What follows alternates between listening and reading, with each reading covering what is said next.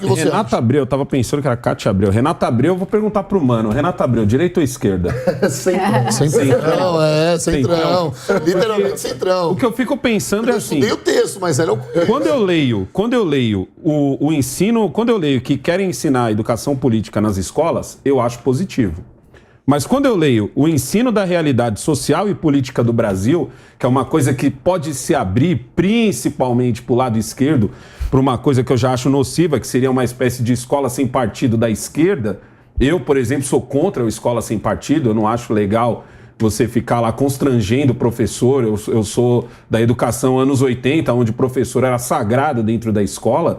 Quem tem que lidar com o professor é o pai e a mãe, e não o aluno, entendeu? Já para ele ter uma noção de hierarquia, porque a vida cobra essa hierarquia que ele não aprendeu, eu tenho medo que isso se torne o ensino da realidade social e política do Brasil seja uma licença para o professor militar.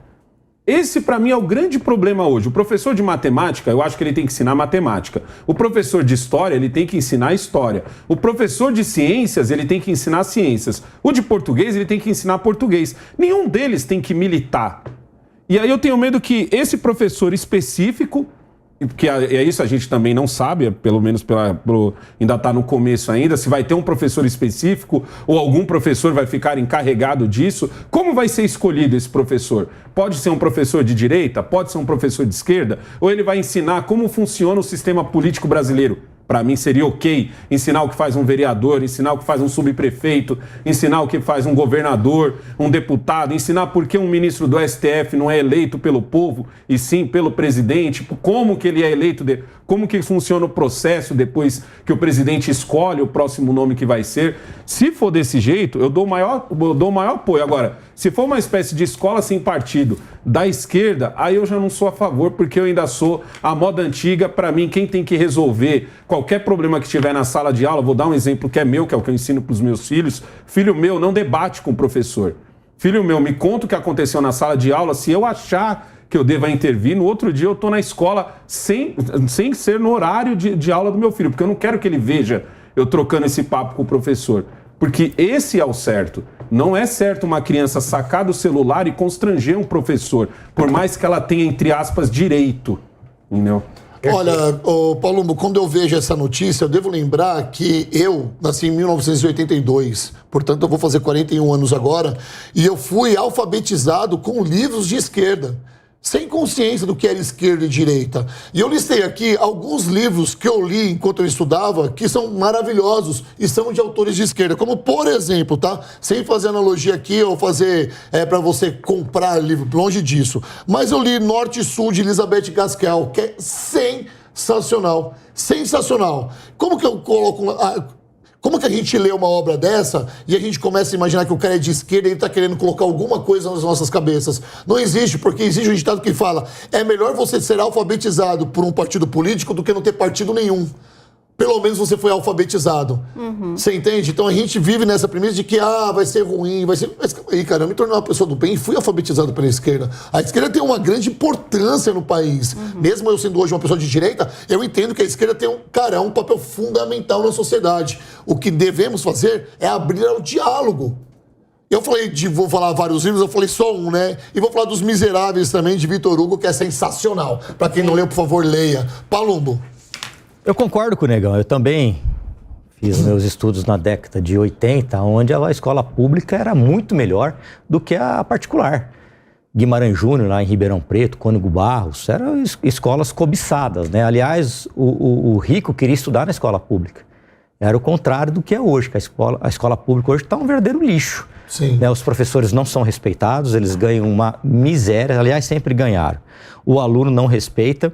Quando o aluno reclama, o pai vai lá e quer bater no professor. Acabou de falar que os alunos ameaçam os professores hoje. O professor tem que ser respeitado. E eu acredito piamente que as nossas crianças, os adolescentes, eles têm que saber o que faz um vereador, o que faz um deputado estadual, o que faz um deputado federal, um senador da República, um ministro de Estado. A gente vê comentários no Instagram, Facebook, TikTok, de pessoas que a gente sabe que tem curso superior e que não sabe absolutamente nada de política. Eu recebi informações de gente, olha, eu votei em você, gente que mora aqui em gente que São Paulo, capital. De São Paulo, capital, falou, você vai ter muito voto na Bahia, delegado Palombo. Eu falei, não vou ter muito voto na Bahia. Como não? É federal, é nacional. Falou, não, deputado federal só pode votar quem tem título aqui no estado de São Paulo. Pessoas com curso superior, não sabe o que faz um político, não sabe a função de cada um, não sabe o que é o poder judiciário, o legislativo, o executivo, e me cobravam aqui na Câmara de Vereadores, por exemplo,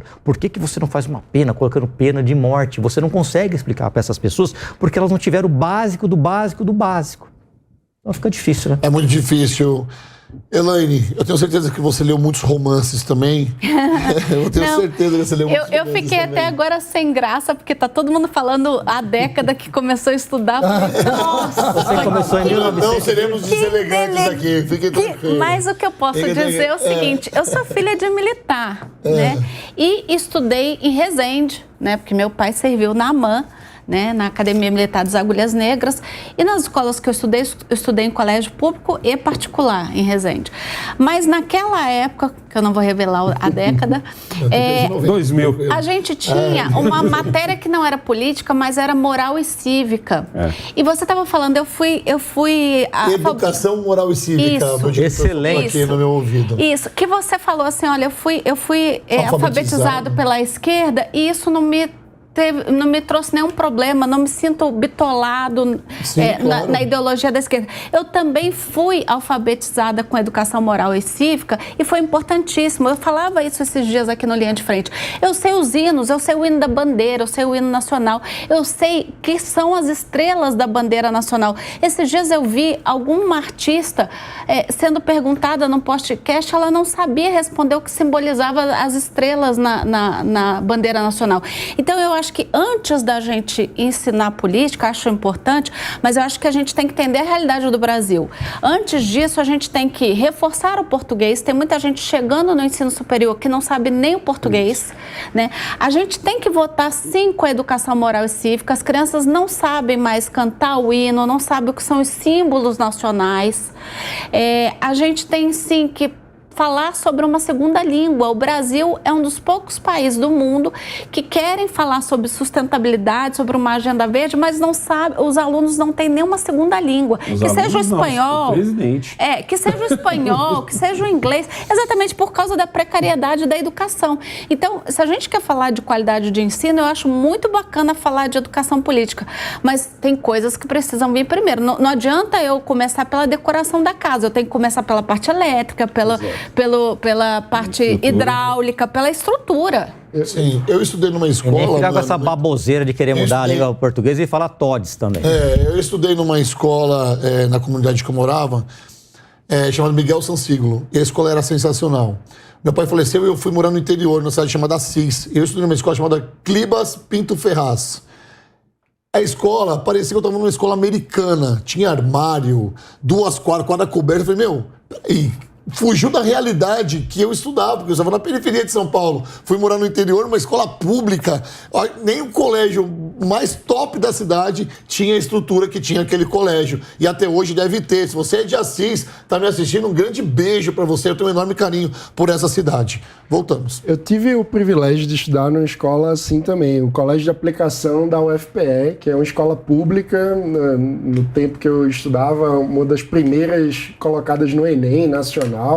Foi um grande privilégio e tinha uma estrutura fantástica, com armário, era aula integral, quadra coberta, era incrível. Mas, infelizmente, essa é a realidade de poucos no Brasil, né? Porque vocês estavam falando, por exemplo, da qualidade da educação nos anos 80, nas escolas públicas, mas a realidade é que a escola era para poucos nessa época, né? Porque a universalização do ensino básico no Brasil é algo que aconteceu a partir dos anos 90. Então, a gente ampliou nos anos 90 a quantidade de vagas e o volume da educação, e aí a gente não conseguiu fazer com que a qualidade acompanhasse a quantidade de vagas. E acho que a gente está perdido até hoje nesse aspecto, de que em todos os testes internacionais, quando você pensa em linguagens, ou seja, português e matemática, o desempenho do Brasil é pífio.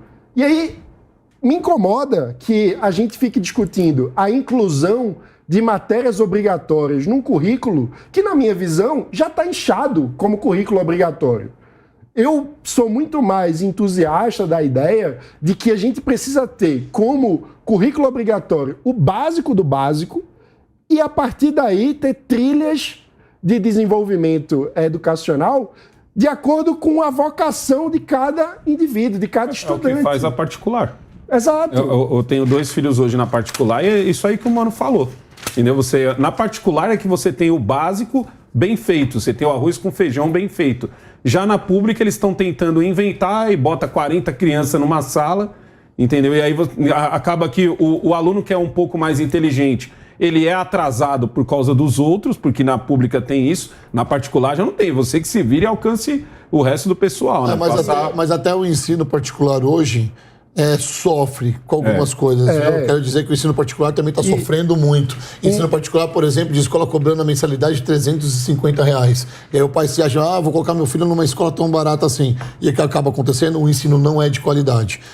Muitas famílias passam por isso hoje. E eu acho, só para complementar, que tem um aspecto que muitos temas são importantes, né? A educação política, de você saber a função de cada ente federativo, a função de cada cargo, como que acontece a eleição, isso tudo é fundamental. Também é fundamental ter educação financeira, ter educação... Enfim, tem muita coisa que é importante. Mas, se a gente não conseguir ensinar os nossos alunos a ler e escrever, entender o que está fazendo, entender o que está lendo, fazer conta, ter raciocínio lógico básico, ou seja, se a gente não ensinar os nossos alunos a aprender, para que possam, aí, com autonomia, ir buscando as suas trilhas e se aperfeiçoando naquilo que é mais da vocação de cada um, não adianta ficar elencando um bocado de matéria obrigatória se, na prática, isso não vai virar... Hoje não tem respeito nenhum por professor. Perfeito.